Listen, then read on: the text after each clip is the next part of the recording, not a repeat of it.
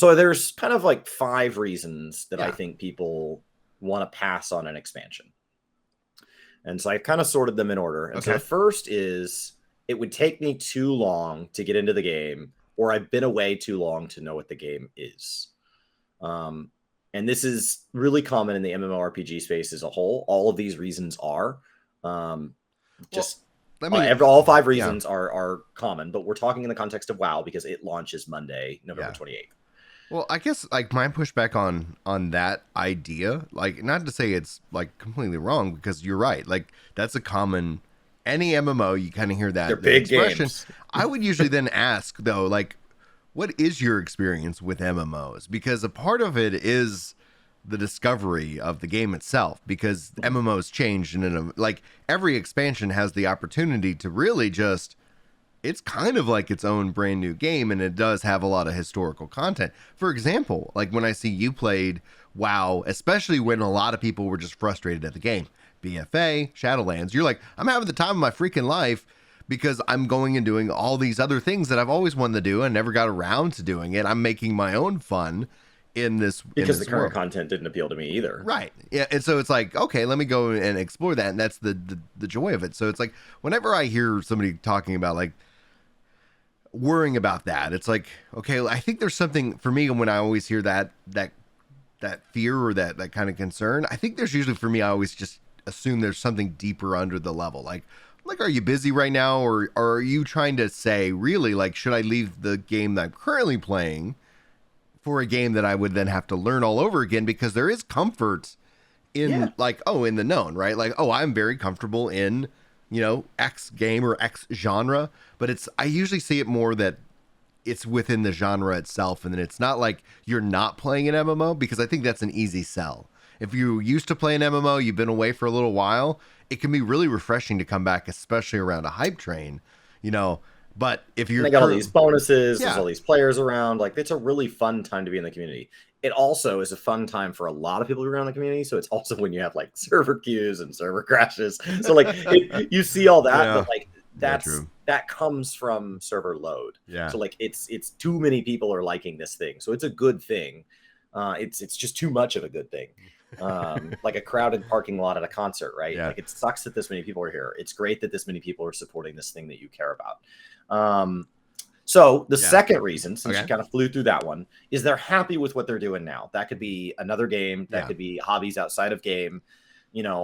My brother hasn't been spending time with MMOs because he's got a 1-year-old, as opposed to my other brother has been playing, like, he's not doing MMOs, but he's playing Diablo 2 like it's an MMO, and he's going hard, but he doesn't have kids. And so like, and he didn't have another game he was happy with. And so this idea of why would I go play WoW when I'm happy where I'm at is another one of all 5 of these reasons I think are valid reasons not to play any game. And so when people say like World of Warcraft, there are a ton of reasons that get thrown out. I just think these are the 5 that hold the most water. Yeah. The strongest 5. The strongest 5.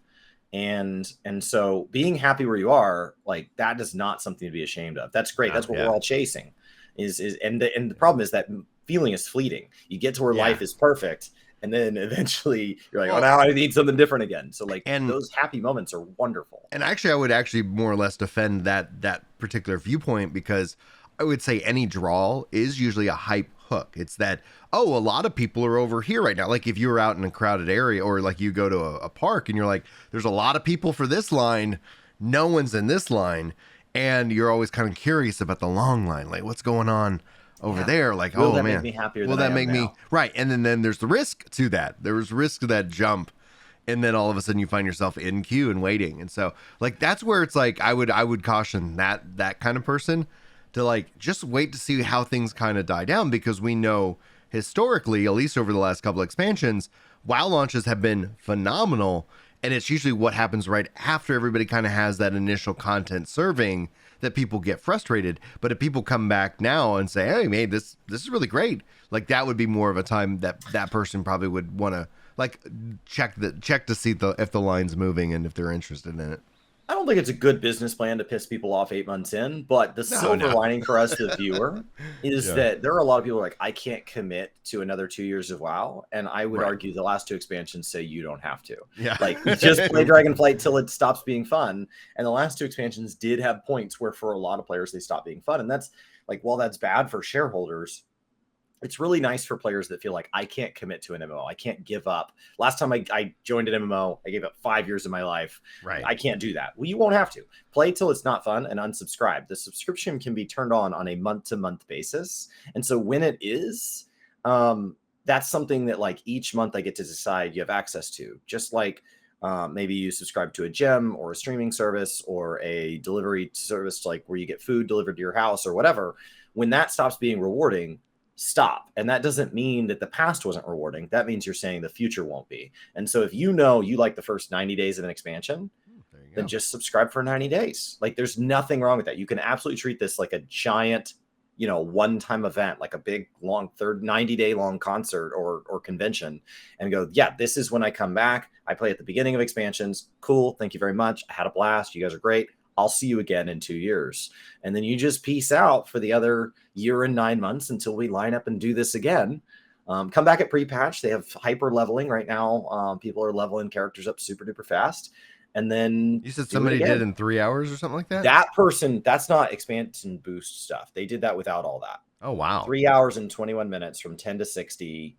None of the anniversary buffs or anything active. Yeah. That's the world record. All right. I've got a 1 to 60 grind going right now, and I think I'm going to end up hitting it about the 12-hour mark. And I've never tried tracking mine, so I'm going to call that my record. When I ran my first triathlon, the guy that runs them with me is like, "Your PB. Just know that today's your PR. So like today's your PR. So just have fun, and if you do bad, what's great is next time you get to blow the doors off of that PR. So like that's not a bad thing. Put a bad time up. Who cares? And because it's still your best. And then you get to. So I'm gonna go ahead and document this one, and then we'll see if we can beat it. Which like I think a 12-hour time is fairly beatable. If somebody's done it in 3.5 hours, I'd like to see if I could do it like sub 8. Yeah. Like we wake up in the morning and we do a stream, and it's like I'm gonna end today's stream when we ding 60. Yeah. I think that'd be fun. So number 3, third reason, games burned me in the past. The game has burned me in the past. I've had a bad experience with this game. Once again, this whole topic, all 5 of these can apply to any other game, but I had a bad experience here in the past. And it's kind of this shame, burn me once, shame on you, burn me twice, shame on me. Like I can't bring myself to go back into a game that I had a bad experience in an era where we have so many games that have not yet burned you because you can't have played them all. Right. Yeah, I can definitely empathize with that view. And that's one of those things where it ends up being like, there's nothing wrong with waiting. Like if it's burned you, like whatever the reason is, like you can always kind of wait to see how things are received. Right. Because same kind of concept where we saw with Cyberpunk. And you want them, and they've been putting in the work, and like the new, like they've loving it. They've updated the game, and so it's okay, And there are people who are like, no, it's burned me. It's like, well, did it burn you for the reasons, and have those reasons been addressed? Because I personally think that if you're like interested, if you're asking the question, there's a hint of hope that's like still underlying. Because if it's truly burned you, you're not even bothering taking time to ask that question in the first place.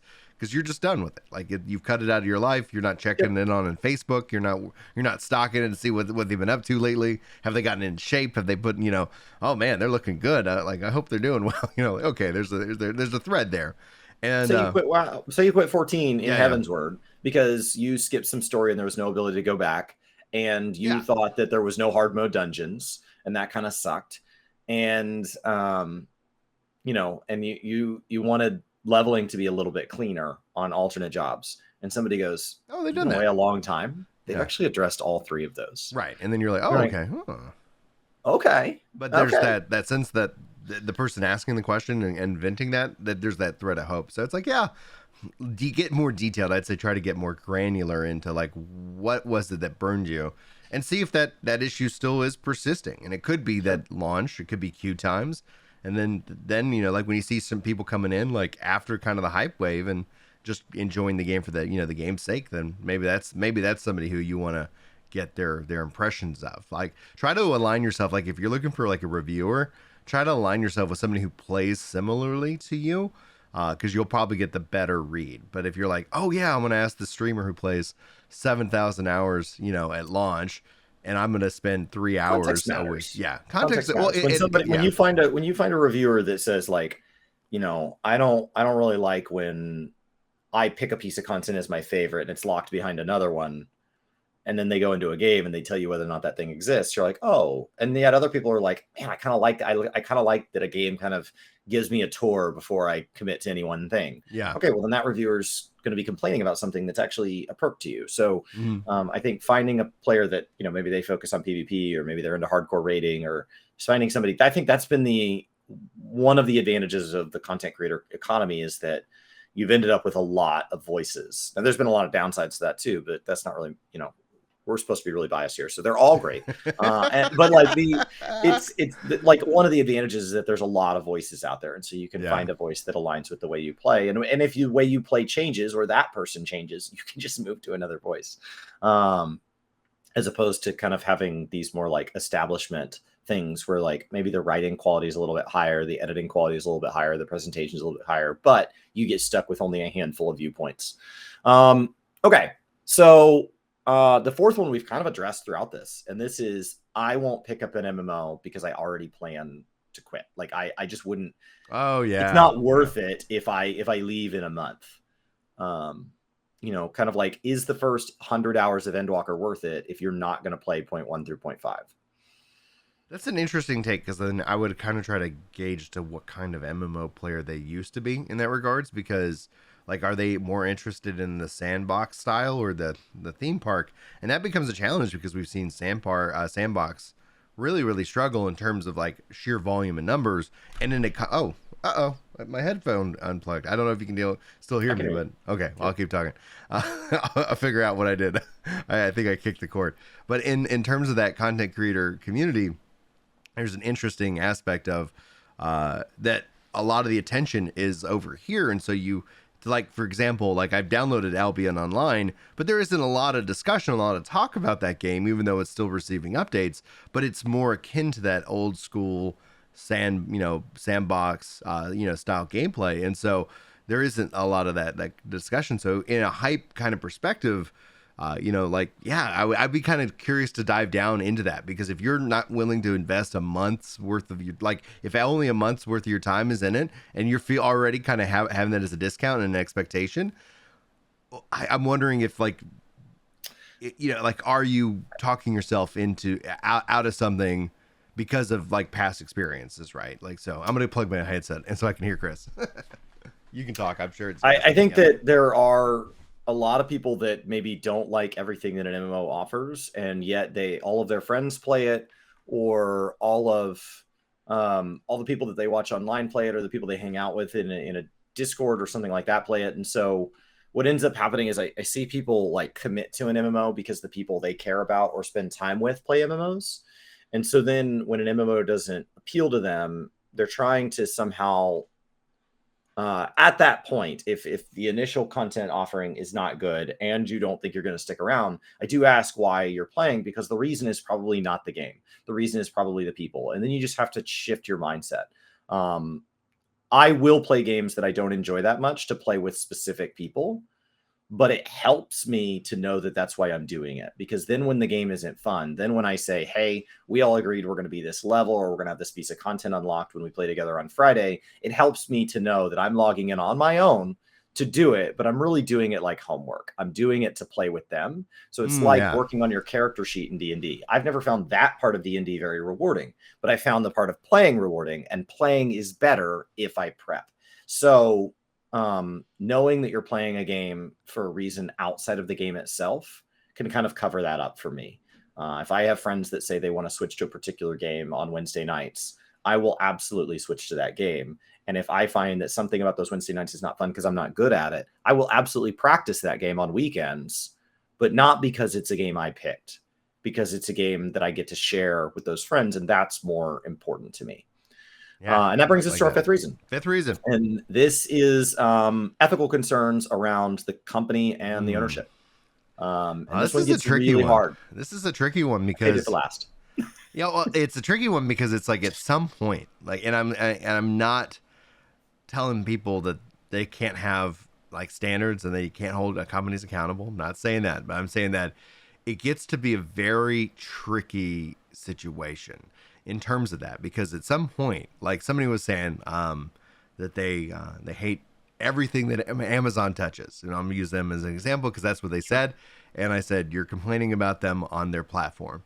Like you not, and this wasn't in game. This was like they're complaining on a service that is hosted by Amazon, like by how The many. internet's hosted by Amazon, Right, and so that's my point. And it was like, they could be on a website about hating the internet, and there's a very good chance that website is hosted by AWS. yeah, and in this world that we live in, is like there's many things that just have these, connections into these core things. So it's like your boycott, like have a good understanding of what you're saying, because at some point you're like, oh, if you draw a line, you're saying, hey, I can't, like, then all of a sudden it's like, are you willing to also say no to these, these companies or etc. And I think also a lot of the company stuff, personally, for me speaking, is a lot of what they put out is usually just for marketing and trying to kind of like, hey, we're on your side.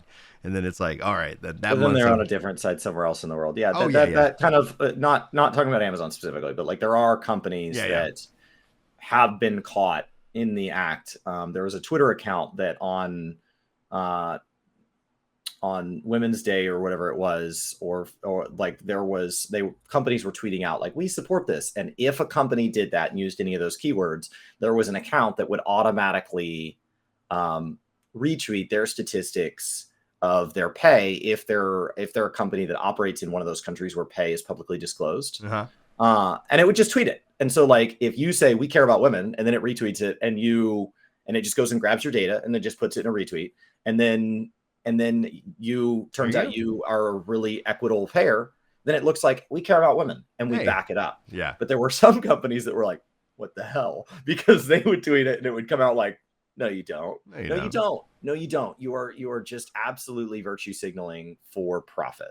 And so like, I think when it comes to ethical for me, I think it's really important to my own personal self-identity to know what my hills I'm going to die on are. And then I have some. I don't want to just follow life aimlessly down the river. The river is carrying me, and it beats me up sometimes as I just get pushed through it. And it's nice to know there are some things that are very core to who I am that I've decided they're the hills I want to die on. And I think there are a lot of great causes out there. I can't afford to champion all of them. It's too many great causes. Right. And so I have to kind of pick the ones that are important to me. If you decide you're going to care for all causes, I don't know how you play games, because indie developers don't have HR departments and stuff. So it's just an unknown. But when you talk about HR departments, though, the thing that I push back on is like they're not there for the employee. Their job is the company and managing and protecting the company. So it's like people, I've got a great HR rep. It's like some random people, you don't know what you don't know when it's three guys putting out a game. So indie developers are just a gamble, and hopefully they turn out great. But if it turns out 10 years later they were doing something awful, it's like, well, yeah, there was nobody looking over their shoulder. Bigger companies, there's more people looking over their shoulder, but like that has not made them immune. There is not a AAA publisher out there that has not done something that is ethically questionable or frustrating at some point. Some have done a lot more than others, but I would just ask what your cause was. So when we talked about this yesterday on stream, my example was my family has gone and participated in various like charity walks and things like that for stroke and for Parkinson's, because those are two things that affect my family. My dad has Parkinson's, and a lot of my family have had strokes. That doesn't mean we're pro cancer. We just can't go and do a charity walk every single weekend. So like we've chosen to champion the things that we directly see their impact. And I hope that the people who have directly seen the impact of other things are going and championing those causes. I think that's really wonderful. I've done charity streams and stuff for cancer. I'm just saying that like my family as a whole has a big history of supporting the research into stroke and all of that. So when you talk about ethical concerns, kind of pick your lines and pick those before you go into games. That way you don't feel like, but I like this game, so what do I do? Or I don't like this game, and I'm going to say that that's why. Like, kind of know where you're at so that you can be really level-headed as you look across these companies. And then if a company crosses that line, ask yourself, is that an unforgivable sin? Right? Do we want to live in a world where once somebody makes a mistake, that mistake is forever? And some people say yes. I'm not telling you how to feel. And if not, what are the actions you would like to see them take? And so, like with Blizzard specifically, there are a lot of people that are tied to Bobby Kotick leaving. And that's fine. But like what that then tells me is, say you have a list of 5 things and they've already hit the other 4, and the last is Bobby leaving. When Bobby leaves, which game are you going to try? Like, because he will. He will. I think he'll leave after the Microsoft acquisition. I think he'll oversee that for a year or 2, get a golden parachute for. He might not even need to be overseeing it for a year or 2. Like, I think his name just needs to be on the door for the transition, and then once the transition's over, however long that is, I think he goes and sails off on whatever new yacht he bought. That or with his, he's a billionaire, so it's like he can sit down and say, "Hey, I'm gonna buy this other company and go and do it again," because like for as much as people hate him, he bought Activision for pennies, and he sold it for billions, and it's like and if he bought another game, right? Would people go play the Riot MMO if Bobby somehow became in charge? Well, right now the Riot MMO could do nothing wrong because we don't know and that's why I'm saying, what if Bobby was in charge? Is the Riot MMO still the best MMO on the horizon? I think people would that'd be an interesting discussion to have. I think that it'd be an interesting challenge that you would see people try to. It would feel really hypocritical to me that people were ignoring all Blizzard franchises under Bobby and then played the Riot MMO because when Bobby took over. And I'm not saying he will. That's just wild. I'm just saying, like, I'm trying to think of a hypothetical where people would be put in a position where they'd have to make a hard choice, where their statement would be challenged. I made a statement in the past, and now it turns out that was not. I see that happening a lot in gaming, though. It's like I think gamers essentially like hype, and then we start like hype and a good game are 2 things. And if hype is actually backing up a good game, like I've seen people like turn on a dime on some things that I've heard them say publicly, and then all of a sudden justify that it's okay that this game that's hyped and it's doing this fun thing, it's okay that this game's doing it, but. If you have hype in a good game, like honestly, like if you start with a good game at its core, like this is a fun game, I'm having fun, and then it's hyped, I'll get out. Like those are a recipe for like having anybody who's ever said anything publicly, like here's my line, to kind of start to question it. It's like it'd be interesting to see, because like at the end of the day, then the justification becomes, dude, I'm having fun. Stop trying to kill my buzz. And I'm not saying it's wrong. I'm just saying like that's what we see. Like the best marketing that could happen for a game is people trying to actively boycott it publicly. Like you get a hashtag going, boycott Dragonflight, and Dragonflight sales are just going to go up. It's like that's the reality that we live in. And so it's like, yeah, I'm just like, okay, temporarily. Yeah, for a little bit, right? Because then it's like then the hype wears down. Then it has to deliver. Well, that's what I'm saying. Like if you have hype. Like, tweets are up right now because people are mad at Twitter, but like that they're up because it's a lot of people mocking Twitter. So like that's not a long-term plan. Right. That's a boost in analytics because of something bad. So like that shouldn't be the excitement. I think if you piss people off in the short term, yeah, like your view count or metaphorical equivalent goes up. Your monthly active users, whatever it is, whatever your analytics is.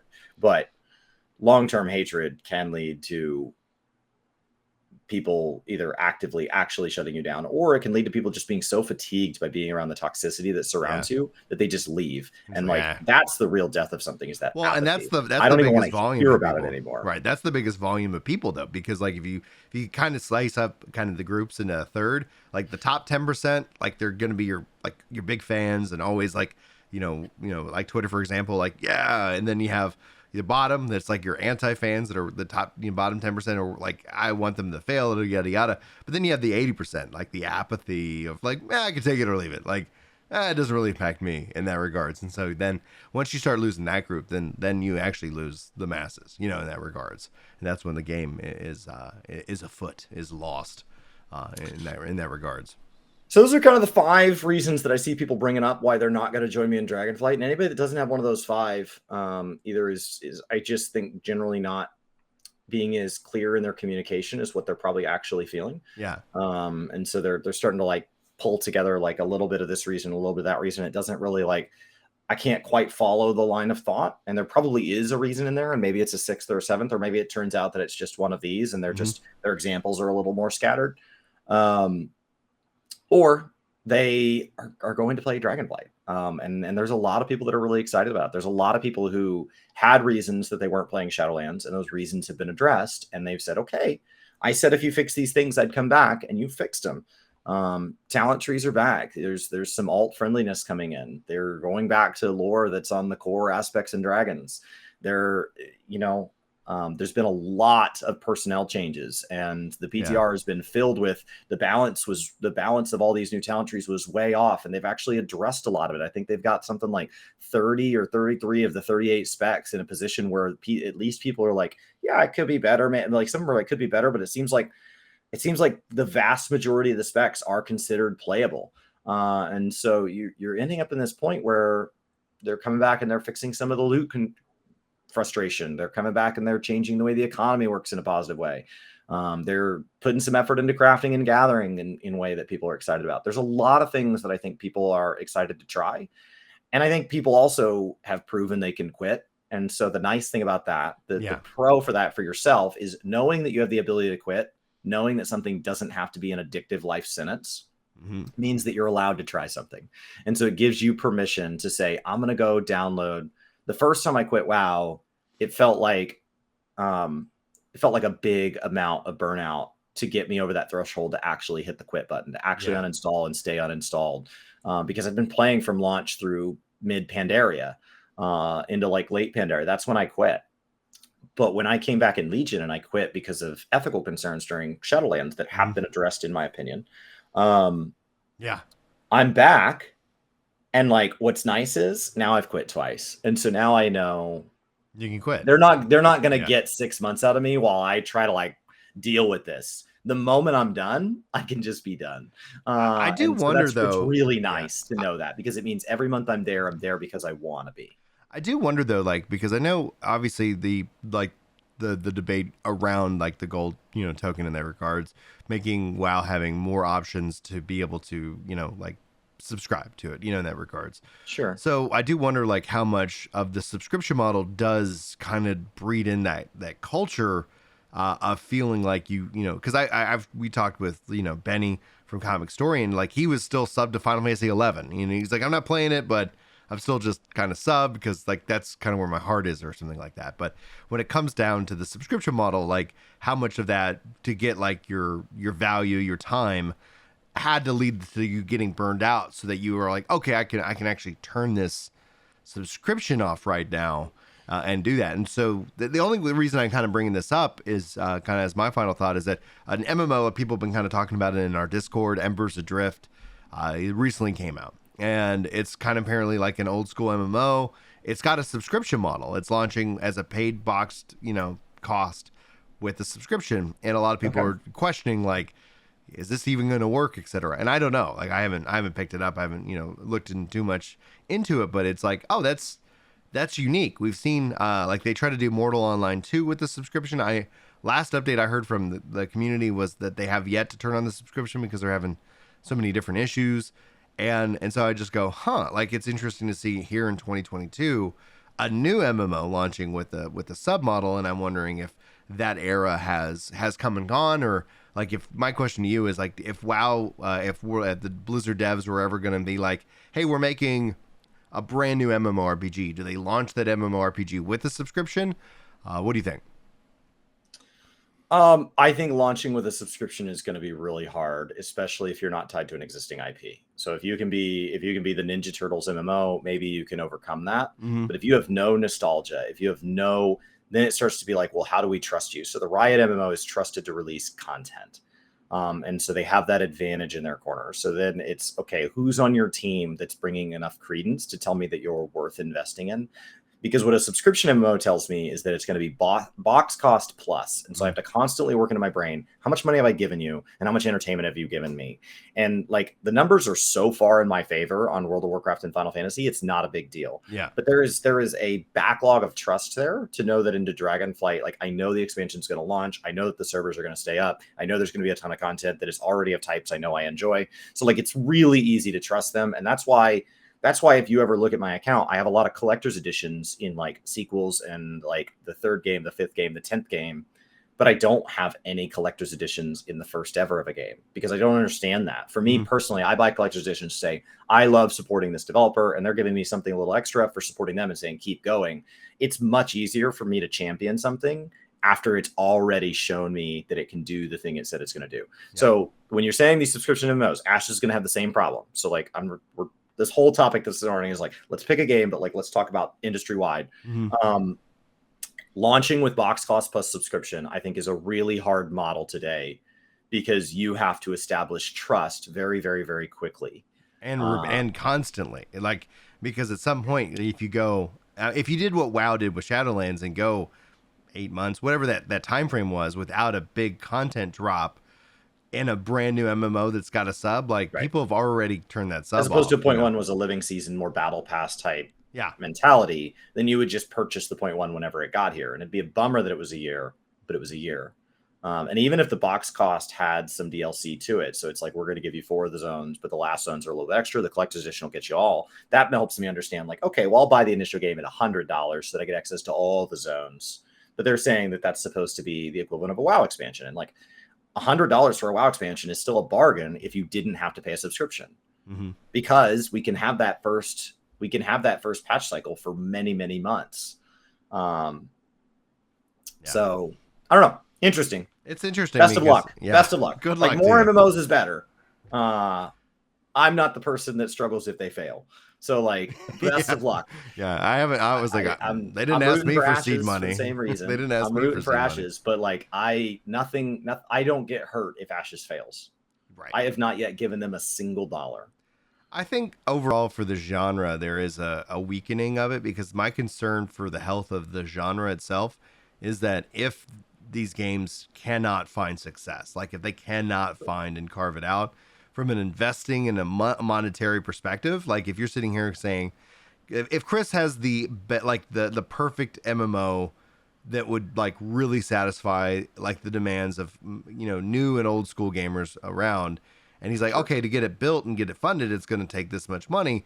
And everybody's like, well, I'm not going to spend money in MMOs. Like, well, that's a bad thing. It's a bad thing for the health of the genre, right? Because the great game of 2030 has not maybe even started development. And yet if funding stops now, it never will. Right. And so then that's no new technology. Like, that's where people are like, I'm just going to take my money that I was going to invest in doing something, and I'm going to put it over here in the thing that everybody says that they don't want, but are willing to spend money on. You know, it's like, oh, you hate battle royales? Oh, turns out like we could put money in that bucket, and people say they hate battle royales, but they sure do spend a lot of money on them. So, you know, I'm really liking the new Call of Duty more and more. And a lot of it is not because they're doing anything amazing. It's because we live in an age where a lot of other shooters like Halo Infinite have disappointed me so much that like all Call of Duty is, I'm not telling anybody it's amazing. All Call of Duty is exactly what it promised to be. So people are like, I hate Call of Duty. You probably won't like it. Like, it's not genre defining. I think it's just among Call of Duties, it's like upper half, and it's just hanging out. And they're like, we're going to release a game with maps. Oh. And then they did. Like, and then later we're going to add a battle royale. And then they did. Like, they're just doing the things that they say they're going to do. Yeah. Thank you. Like, that's, I don't know why, like, we get into this mode where like every game has to be this, like, it's going to be the greatest game of all time. I just want games to be what they say they're going to be. I think that's actually what's going to help. Be that. I think that's going to be what helps Final Fantasy 16 actually deliver, or have the better odds of delivering, is Yoshi P's like, we're not trying to make a Final Fantasy game that's going to hit everything. That's what people are hearing. I know, but it's like, we're not trying to hit every aspect that everybody's ever wanted in a Final Fantasy game. Did you hear that? Yeah. Yoshi P just said it's going to be everything you ever wanted in any Final Fantasy game. It's got Animal Crossing. All right, guys, that's going to be it for the show today.